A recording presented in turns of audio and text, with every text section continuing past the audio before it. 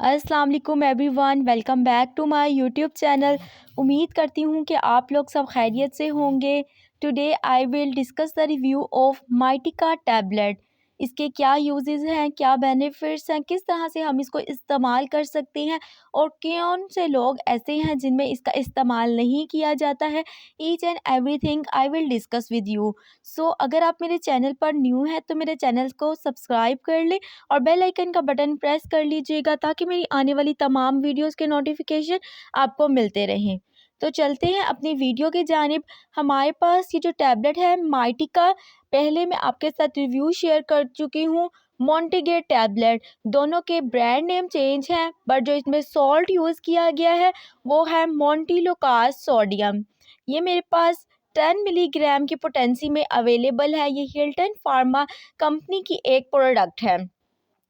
इसका इस्तेमाल हम क्रोनिक अस्थमा में करते हैं। जिन लोगों को बहुत अरसे से दमे का मसला है उन लोगों में इसका इस्तेमाल किया जाता है। जिन पेशेंट को सांस लेने में दुश्वारी होती है, इसके अलावा जब सांस लेते हैं तो सीटी टाइप की व्हीजिंग साउंड आती है, इसके अलावा चेस्ट पर टाइटनेस फील होती है, तो उन केसेस में हम माइटिका टैबलेट का इस्तेमाल कर सकते हैं। इसका इस्तेमाल एक्यूट अस्थमा में नहीं किया जाता है। जिन लोगों को बहुत अरसे से दमे का मसला है उनमें इसका इस्तेमाल किया जाता है। इसके अलावा इसका इस्तेमाल हम एलर्जिक रिनाइटिस में भी करते हैं। एलर्जिक रिनाइटिस एक ऐसी कंडीशन है जिसमें बेसिकली क्या होता है कि नोज़ में जो म्यूकस मेम्ब्रेन है उसकी इन्फ्लेमेशन हो जाती है, जिसकी वजह से पेशेंट के जो है इन्फ्लेमेशन होने की वजह से फ़ीवर होता है। इसके अलावा फ्लू लाइक सिम्टम्स आती हैं, ब्रीथिंग डिफ़िकल्टी होती है, सांस लेने में मसला आता है, तो तब भी हम इसका इस्तेमाल कर सकते हैं। एलर्जिक रिनाइटिस में तब ही हम इसका इस्तेमाल करते हैं जब पेशेंट बहुत सारी मेडिकेशंस का इस्तेमाल कर चुका है, किसी भी मेडिसिन से रिलीफ नहीं मिल रहा, तो तब हम मॉन्टिलोकास सोडियम का इस्तेमाल करवाते हैं। जो हमारे पास एलर्जिक रिनाइटिस है, इसका इसलिए जो टैबलेट है वो रिजिक्स टैबलेट भी आती है, वो भी बहुत अच्छी टैबलेट है।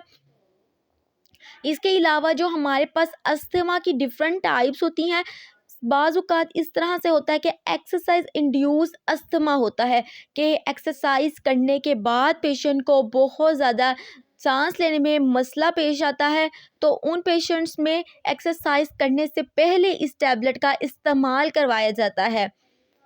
ये आपकी कंडीशन के अकॉर्डिंग वेरी कर रहा होता है कि हमने कितनी डोज देनी है पेशेंट को। इसके अलावा मार्केट में 20 मिलीग्राम की पोटेंसी में भी आता है। अगर आप इसका इस्तेमाल अस्थमा के लिए कर रहे हैं तो आपने जो है 2 टैबलेट्स लेनी है दिन में, 10 मिलीग्राम की सुबह और शाम। अगर आप एलर्जिक रिनाइटिस के लिए इस्तेमाल कर रही हैं तो आपने रात को एक 10 मिलीग्राम की टैबलेट लेनी है।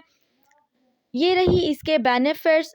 इसके अलावा इसके साइड इफ़ेक्ट्स की बात करते चलें तो हेडेक, फ़ीवर, हैलुसिनेशन, रात को नींद नहीं आएगी, स्टमक पेन हो सकती है और ये 100 में से कुछ चंद लोगों को ही हो सकता है। सो ऑलवेज़ रिमेंबर दैट जब भी आप इस मेडिकेशन का इस्तेमाल करें तो अपने डॉक्टर की हदायत के मुताबिक ही इस्तेमाल करें।